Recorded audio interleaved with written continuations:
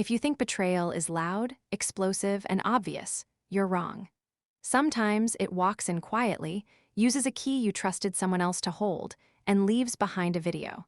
Before I even knew my sister had stepped inside my bakery, she had already destroyed part of it and uploaded the proof online for the world to watch. And the worst part? She smiled while doing it. I opened my bakery, Hearth and Grain, on a narrow side street in Delmore Creative Quarter, 4 years before everything fell apart. At the time, I was 30 yet. Before that, I spent a decade working a job most people don't dream about, healthcare compliance auditing.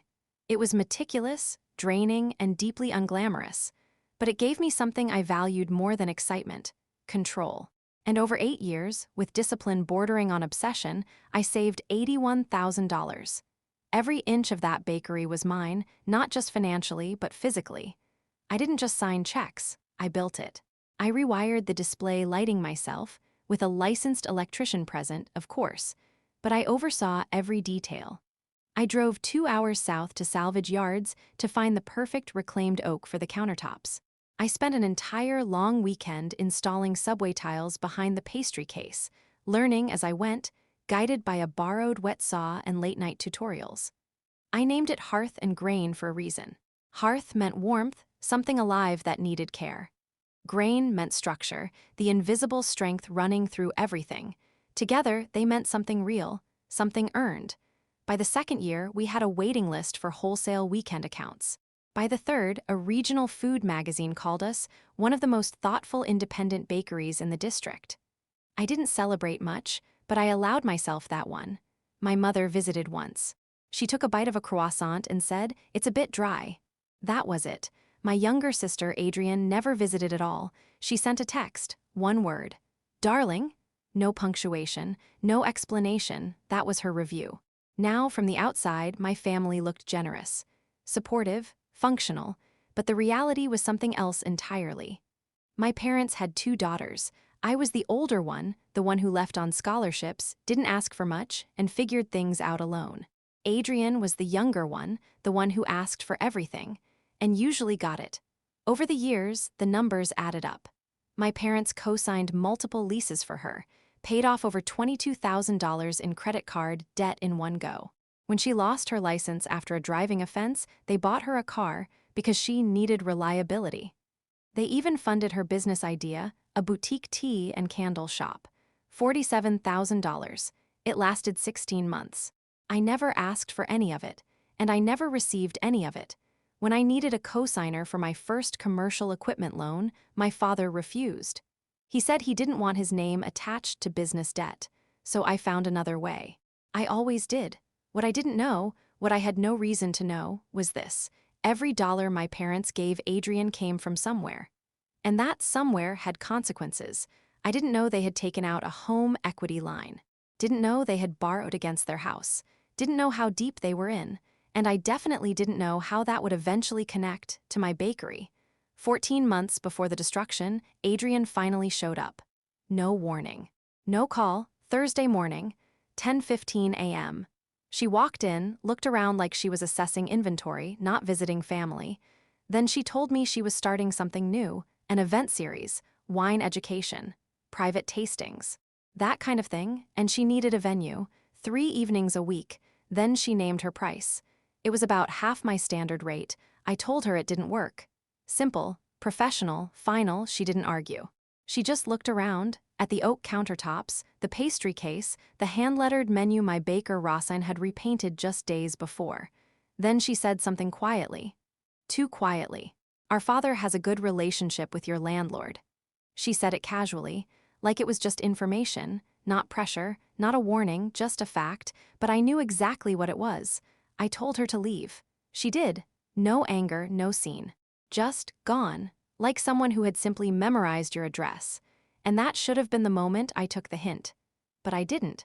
Because nothing prepares you for what happens when family stops seeing you as a person and starts seeing you as leverage. The video went up on a Sunday morning, 8:17 a.m. I was at a farmer's market 4 blocks away. My phone started vibrating, then didn't stop. Calls, messages, notifications stacking faster than I could read them. I answered Rosin. Her voice was careful, controlled. the kind of careful people use when they don't want to break something fragile. "You need to come back," she said. I checked my phone, and there it was, Adrian on video, inside my bakery. The video started mid-action. No introduction, no hesitation, just destruction. Adrian had filmed herself walking in through the side door, the one employees used. She was wearing canvas work gloves and a plain baseball cap, like this was routine work. In her hands was a real sledgehammer, not symbolic, not dramatic, industrial, heavy, final. The front display window was already gone, shattered inward, glass across the floor. The hand-lettered menu Rossine had just repainted days earlier, split into pieces, scattered like it meant nothing. Then she turned toward the counter. My counter. The reclaimed oak I had driven hours to find. The one I had sanded, sealed, installed with my own hands. She lifted the hammer, brought it down once. Clean, direct, deliberate. And then she looked into the camera and smiled. The caption was one word. "Darling." By the time I reached the police, the video had already been shared hundreds of times. By the time I reached the bakery, the damage was no longer just physical. It was public, permanent, the key. That's what kept repeating in my head. She hadn't broken in. She didn't need to. She used the spare key.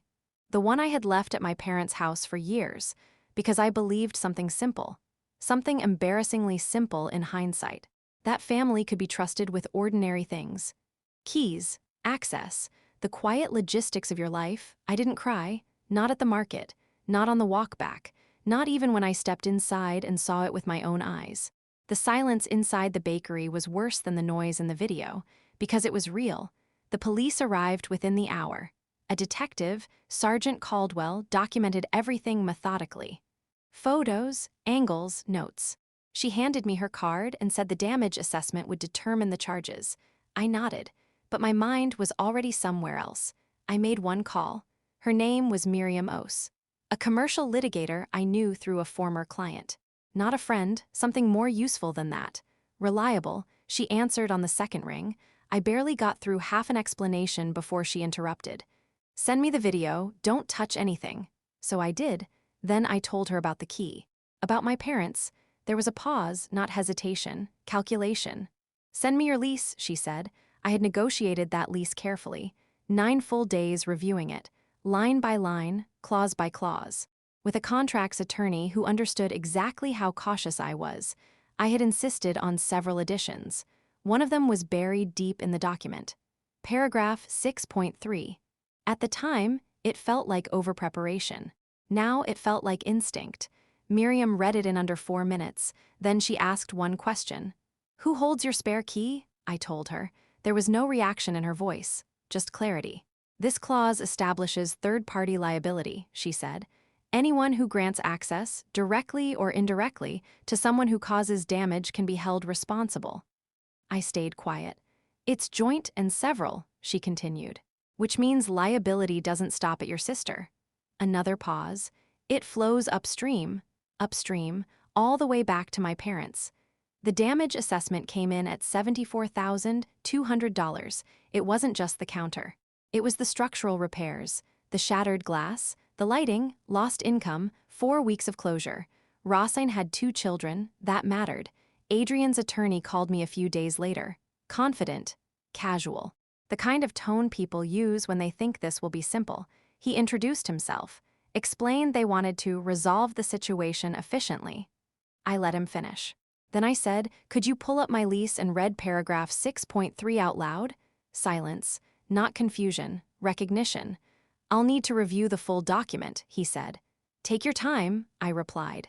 Miriam had already filed the claim, not just against Adrian, against my parents too, because they had held the key, which meant they had enabled access, which meant legally they were part of the chain. And that's when something surfaced that none of us had talked about. The home equity line, the one tied to their house, the one I didn't know existed. It came with its own clause. Any civil claim over $60,000 triggered a mandatory review. Mine was $74,200. My father called that Friday. He didn't ease into it, didn't ask how I was. He went straight to the point. "You need to withdraw the claim."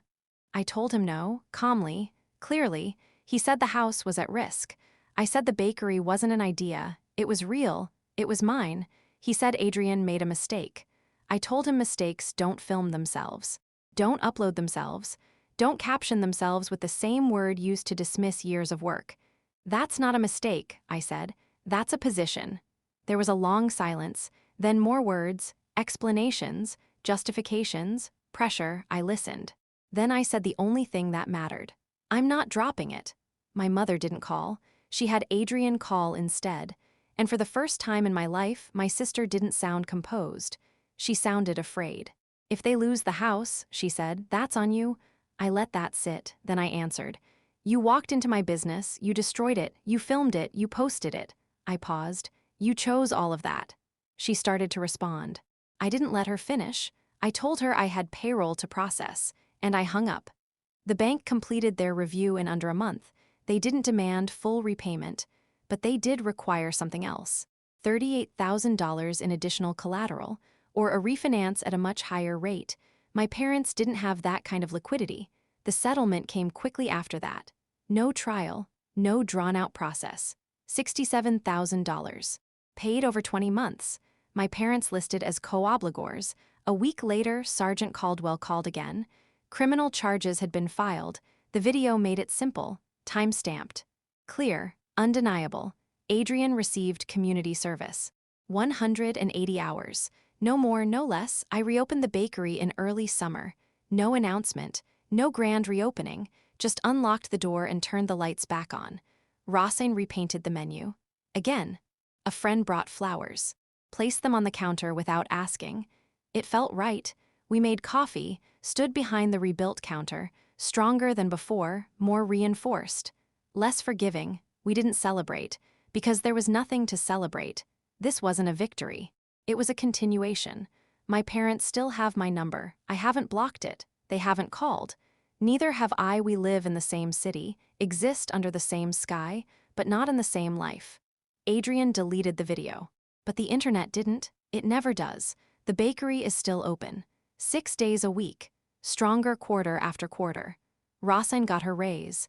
And every afternoon, the light hits the oak counter at the exact angle I had imagined years ago. Back when I was kneeling on tile, learning as I went, building something I believed would last. She called it darling. I call it mine. There's a version of this story where I stayed quiet, absorbed the damage, protected the illusion of peace. But that version requires something dangerous, confusing patience with permission. I didn't choose that version. And the question that stays with me isn't whether I was right. It's this: how many people are holding keys to something you built, without understanding what it actually took to create it?